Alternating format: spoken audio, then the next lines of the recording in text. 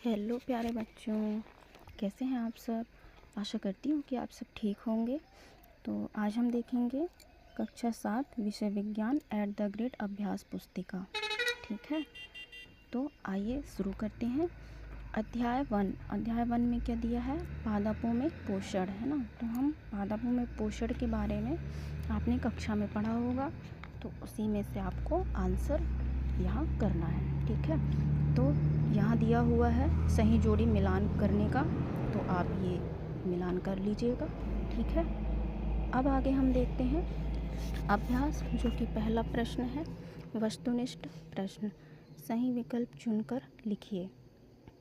जैसा कि हम जानते हैं कि हरे पौधे जल, क्लोरोफिल और कार्बन डाइऑक्साइड द्वारा सूर्य के प्रकाश की उपस्थिति में प्रकाश संश्लेषण की क्रिया करते हैं। प्रकाश संश्लेषण की क्रिया के पश्चात बनने वाले उत्पाद युग्म हैं। तो इसका आंसर हो जाएगा option D, carbohydrate plus oxygen. फिर अगला प्रश्न देखिए। बूझो ने टेलीफोन पर एक कार्यक्रम में ऐसा पौधा देखा जिसकी पत्तियां घड़े के आकार में बदल जाती हैं तथा वह पौधा छोटे छोटे कीटों का शिकार करता है। बूझो जानना चाहता है कि वह पौधा कौन सा है। तो इसका सही आंसर हो जाएगा ऑप्शन डी, नेपेंथस, मतलब घटपर्णी। ठीक है, अब अगला क्वेश्चन देखेंगे। जल की कमी वाले क्षेत्रों के पौधे जैसे नागफनी की पत्तियां कांटों में रूपांतरित हो जाती हैं। ऐसे पौधों में प्रकाश संश्लेषण पौधे के किस भाग द्वारा होता है? तो इसका सही आंसर हो जाएगा ऑप्शन सी, तना द्वारा। ठीक है, अब अगला क्वेश्चन देखते हैं। रेगिस्तान में पाए जाने वाला ऐसा पौधा जिसकी छाल दवा के रूप में काम आती है और उसकी लकड़ी में कीड़ा भी नहीं लगता। इस पेड़ की फलियों की सब्जियां बनाई जाती हैं। तो इसका सही आंसर हो जाएगा खेजड़ी। ठीक है, अब अगला क्वेश्चन देखते हैं। मैं एक पाइप जैसी संरचना हूँ और विशेष कोशिकाओं से बनी हूँ।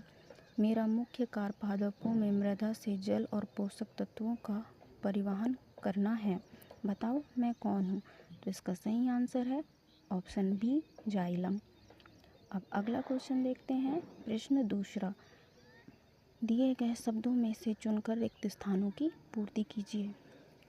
तो ऐसे पौधे जिनमें क्लोरोफिल नहीं पाया जाता है तथा जिनमें प्रकाश संश्लेषण की क्रिया नहीं होती, ऐसे पादप पोषण के लिए खालिस्तान का उपयोग करते हैं, तो परपोषी प्रणाली का उपयोग करते हैं। फिर अगला है, अमरबेल पौधा होते हुए भी अन्य पौधों से अपना भोजन प्राप्त करती है। अमरबेल एक परजीवी पौधा है। ठीक है, फिर अगला है, वायुमंडल में मुख्यतः खालिस्तान द्वारा पादप CO2 प्राप्त करते हैं। तो इसका सही आंसर हो जाएगा पत्तियों द्वारा। सहजीवी अपना आवास एवं CO2 एक दूसरे के साथ बांटते हैं। तो इसका सही आंसर है सहजीवी अपना जो आवास है और अपना कार्बन डाइऑक्साइड, है ना, एक दूसरे के साथ बांटते हैं। फिर अगला है, सभी जीवों को जीवन यापन के लिए ऊर्जा की आवश्यकता होती है। ऊर्जा का सबसे बड़ा प्राकृतिक स्रोत क्या है? तो उसका आंसर हो जाएगा सूर्य। ठीक है, फिर अगला क्वेश्चन है बच्चों, देखिए अति लघुत्तरीय प्रश्न। तो अति लघुत्तरीय प्रश्न देखिए, प्रश्न दूसरा, क्या हरे पौधे सूर्य के प्रकाश के बिना अपने भोजन का निर्माण कर सकते हैं? यदि नहीं तो क्यों? तो इसका आंसर है नहीं, क्योंकि हरे पौधे सूर्य के प्रकाश की उपस्थिति में पत्तियों की सहायता से क्लोरोफिल का निर्माण करती हैं। अब अगला क्वेश्चन है प्रश्न तीसरा, स्वयं संश्लेषित विधि से क्या अभिप्राय है? तो इसका आंसर देखिए, हरे पादप प्रकाश संश्लेषण प्रक्रम द्वारा अपना खाद्य स्वयं संश्लेषित करते हैं। अब हम चौथा नंबर का क्वेश्चन देखेंगे, जो कि इस प्रकार है, जड़ द्वारा अवशोषित जल एवं खनिज पत्ती तक किस प्रकार पहुँचते हैं?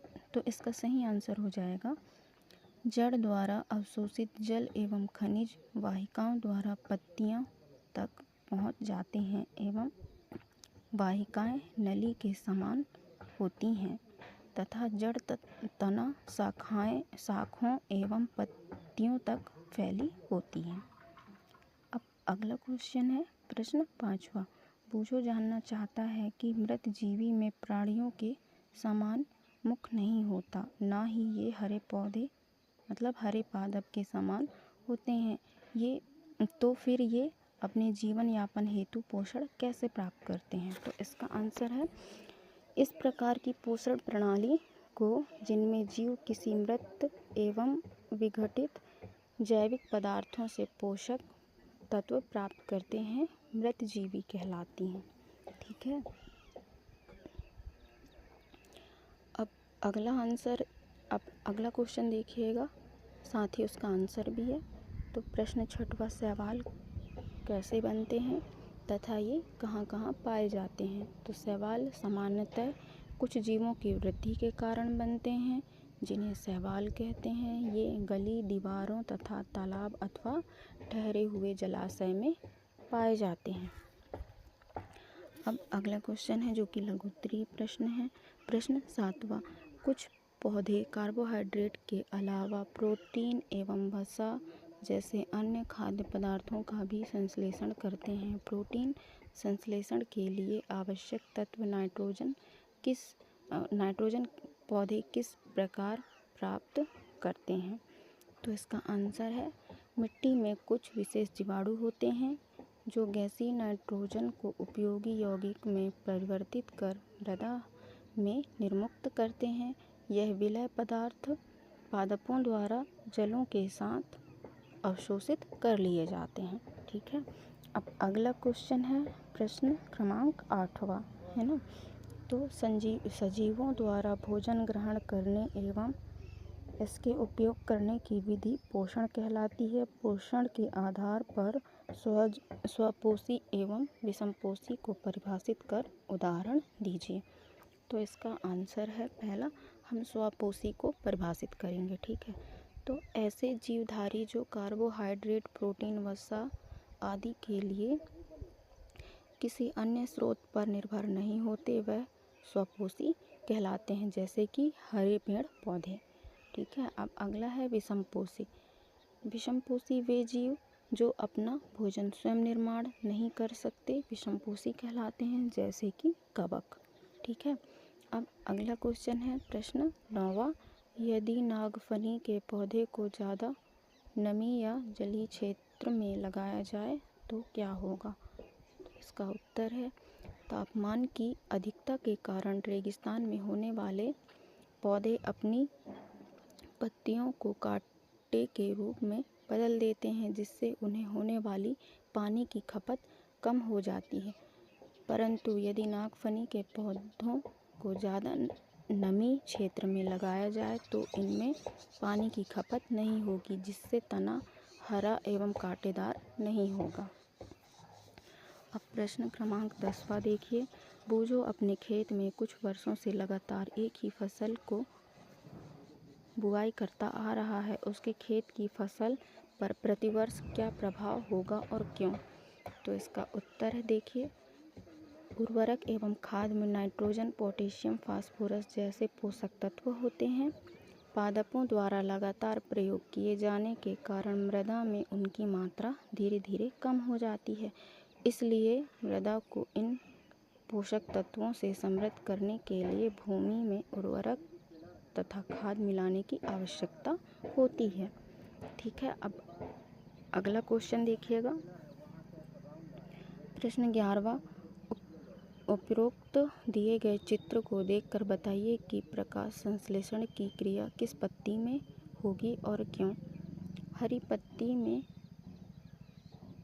प्रकाश संश्लेषण की क्रिया हरी पत्ती में होगी, क्योंकि पत्तियों में एक हरा वर्धक होता है जिसे क्लोरोफिल कहते हैं। क्लोरोफिल सूर्य के प्रकाश की ऊर्जा को संग्रह करने में पत्ती की सहायता करता है। क्लोरोफिल सूर्य का प्रकाश कार्बन डाइऑक्साइड जल प्रकाश संश्लेषण के लिए आवश्यक है।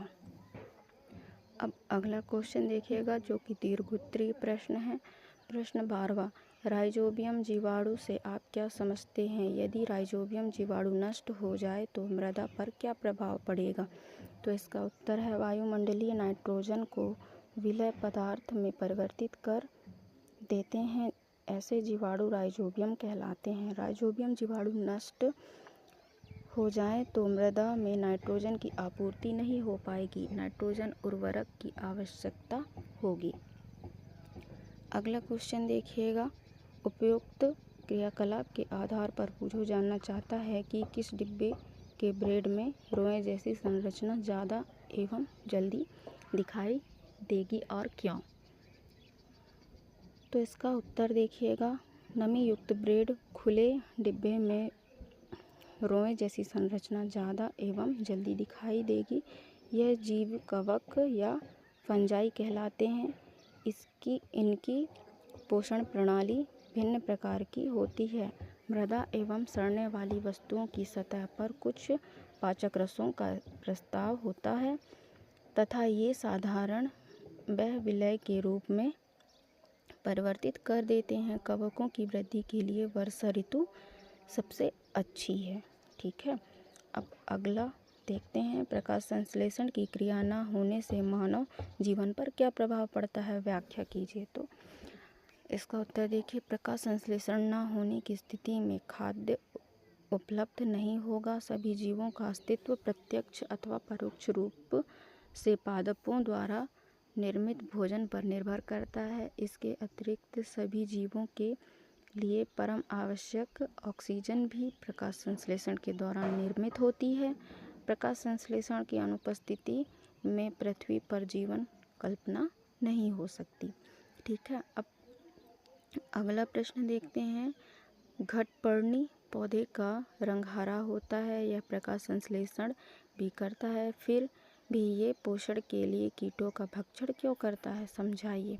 तो घटपर्णी पौधों को मृदा से वे सभी पोषक तत्व नहीं मिल पाते जिनकी उन्हें आवश्यकता होती है, इसलिए वह पोषण के लिए कीटों का भक्षण करते हैं। ठीक है, अब अगला देखिए, घटपर्णी पौधा किस प्रकार कीटों का भक्षण करता है? विस्तार से समझाइए। तो घटपर्णी पौधा कीटों का भक्षण इस प्रकार से करता है। पहला, संरचना पत्तियां पिचर मतलब घड़ा जैसी होती है। जो पौधा रहता है उसकी जो संरचना रहती है वह घड़े के समान होती है। फिर प्रलोभन मतलब पिच, जो घड़ा है उसके किनारे मीठा पदार्थ कीटों को आकर्षित करता है। फिर तीसरा, फंसाना मतलब कीड़े को किस तरह से फंसाया जाता है उसके बारे में देखिए।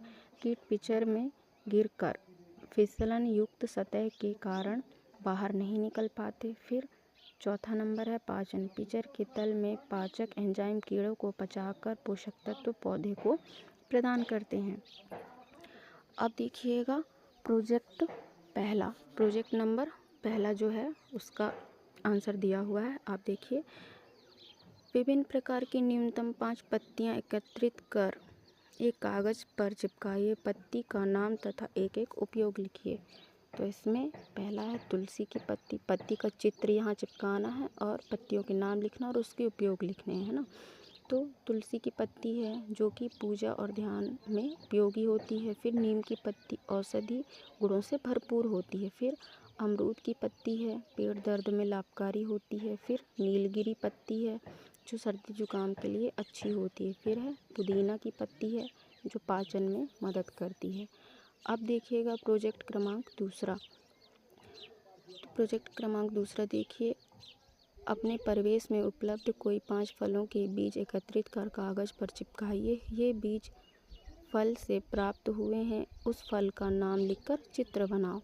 तो यहाँ देख सकते हैं बीज का चित्र है, फिर फल का नाम है और फल का चित्र भी है। ठीक है, तो पहला आम है, पपीता है, अनार है ना। इसके बाद फिर सेब है और चीकू है। ठीक है, तो इस प्रकार से आपका अध्याय यहाँ समाप्त होता है। अब नेक्स्ट वीडियो के लिए चैनल को ज़रूर सब्सक्राइब करें और वीडियो को लाइक कर दें। ठीक है, धन्यवाद बच्चों, मिलते हैं अगले वीडियो पर, तब तक के लिए बाय बाय।